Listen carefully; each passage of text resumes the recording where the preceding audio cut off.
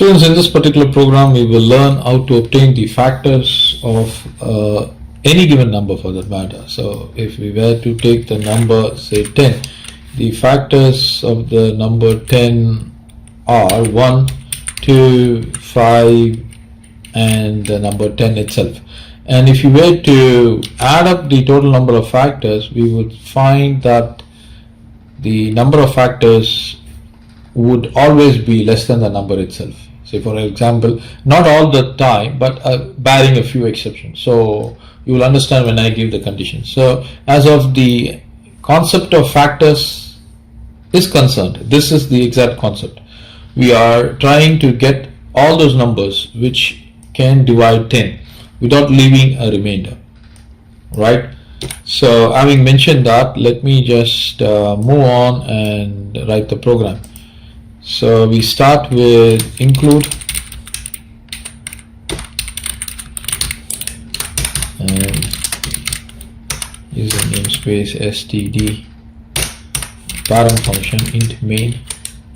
We declare the variable, so it's going to be number. This would be got from the user, and temp will be the variable that would actually display the factors. So I'm initializing it to 1, and then I will give a cout. Please enter the number for which you would want the factors for. Okay, and then we receive the number, and then probably we can give one more printout, and I will do that a little bit later. So having received the number, let me give the while loop. So while, this is the temp variable, less than equal to the number, you start the loop. In the loop, I'm going to check if not of number modulo temp, right? I'll explain to you what exactly does this mean. If this is the issue, then we give a cout, then this is definitely going to be a factor, and then you come out of the if block and you increment the temp. Now what exactly is happening here?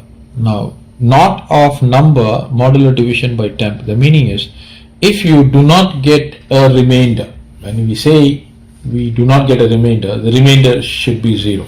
But in modulo division, that is assigned as a quantity with no remainder, right? When you divide something, say for example you are dividing 25 by 5, you wouldn't get a remainder, right? But actually mathematically the remainder is 0, but according to modulo division there aren't any remainders. So that is why we include this keyword not.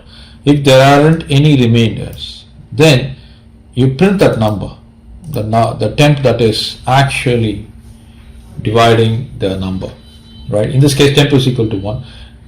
After this you come out of the if loop and you increment the temp, and then you go up to the for loop and start the same operation again. So that is the exact understanding of this particular code. So after which, what we can do is probably we can come out. So this will be running unless or until this condition fails. So as long as this condition holds good, this loop will be executionally operational. So now let me just come out and give a return 0. And one more line, one more printout. I'm going to say the factors for the number are, after executing this we can probably add something extra. So I will save this and I will build it and run it. Please enter the number for which you want the factors for. Say I want number 8.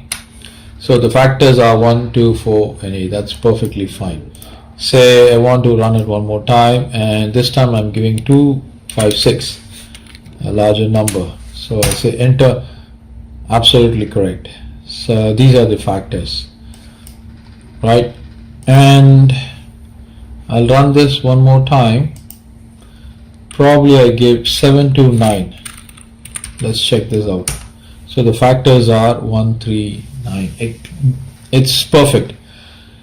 So this is a beautiful program, students. I hope you understood this. We move on to the next one.